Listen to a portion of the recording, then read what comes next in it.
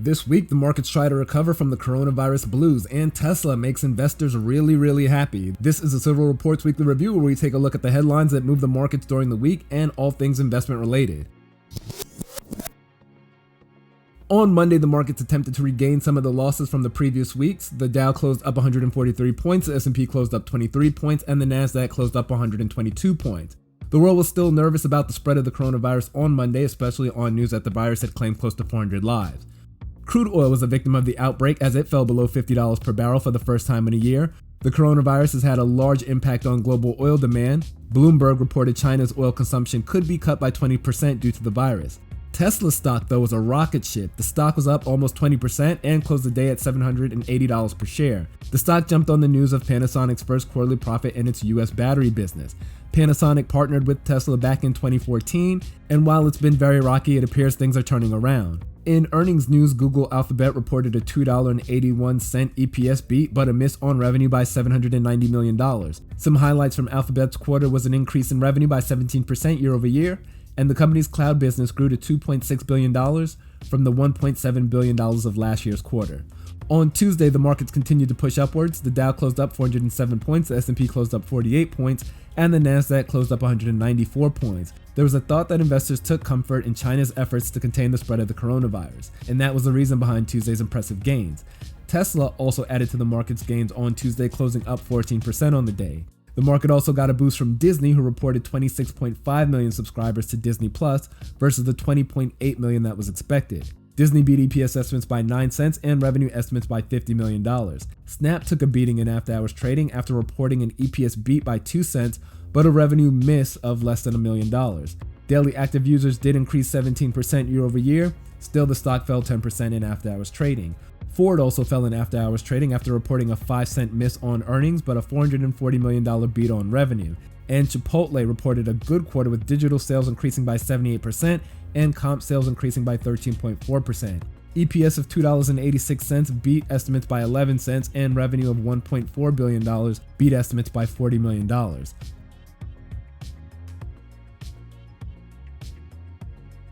On Wednesday, the markets continued to bounce back from the last 2 weeks of coronavirus declines. The Dow closed up 483 points, the S&P closed up 37 points, and the Nasdaq closed up 40 points. The major news of Wednesday came from Washington, D.C., where President Trump was acquitted of both articles of impeachment by the Senate. That news added some fuel to the markets. Tesla stock had a rough day on Wednesday, falling 17% and helping short sellers who were still hanging on.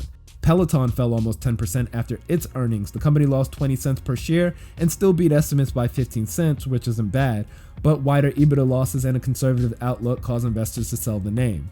Casper priced their IPO at $12 per share on Wednesday, the low end of the range, which put the company just over $100 million. In earnings news, Qualcomm reported earnings beating revenue estimates by $250 million and EPS estimates by 14 cents. The chipmaker provided Q2 revenue guidance of $4.9 to $5.7 billion. The street wasn't impressed and the stock dropped 2% in after hours. General Motors reported an EPS beat by 4 cents but a revenue miss by $930 million. And Spotify reported an EPS miss of 78 euro cents or 86 cents and a revenue miss by 30 million euro or $33 million. Spotify announced the purchase of The Ringer, the podcast run by sports writer Bill Simmons. It's a move intended to boost the company's podcast ad revenue.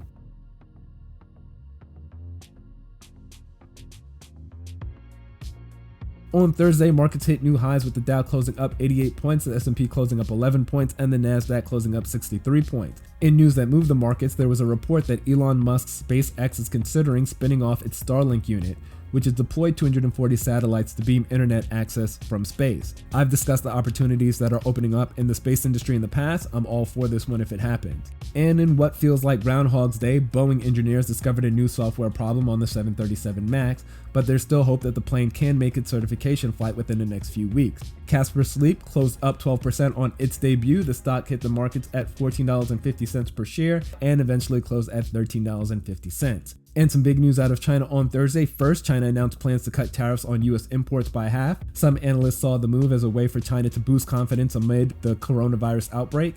The second story was an unfortunate passing of Dr. Li Wenliang. Dr. Wenliang, who attempted to blow the whistle on the coronavirus using WeChat in December, was targeted by the Wuhan police for rumor mongering. He eventually contracted the virus and passed early on February 7th. Another case of being upset with the messenger and not the message. In earnings news, investors ran Twitter up after the company reported a revenue beat by $15 million, but an EPS missed by 2 cents. The company's monetizable daily active users of 152 million surpassed analyst estimates. Pinterest reported a growth in monthly active users and an EPS beat by 2 cents and a revenue beat by $31 million. Pinterest grew revenue by 46% year over year. The stock jumped 17% in after hours trading on the news. And Uber jumped 6% after reporting revenue growth of 37% year over year. Uber beat revenue estimates by $10 million and EPS estimates by 4 cents.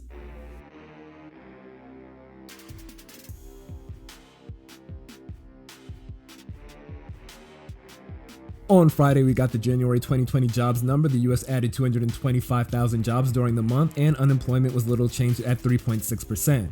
The news wasn't enough to help the markets, with the 3 major markets closing lower on the day. The Dow closed down 277 points, the S&P closed down 18 points, and the Nasdaq closed down 51 points. Aurora Cannabis played a big part in bringing the markets down. The stock was down 15% on the day. The company announced the exit of a co-founder, job cuts, and new impairment charges. The zero price target placed on the stock a few months ago by an analyst is looking more and more possible with each day. Even with the markets down on Friday, the Dow, S&P, and Nasdaq were able to close up on the week, the first weekly gain in 3 weeks.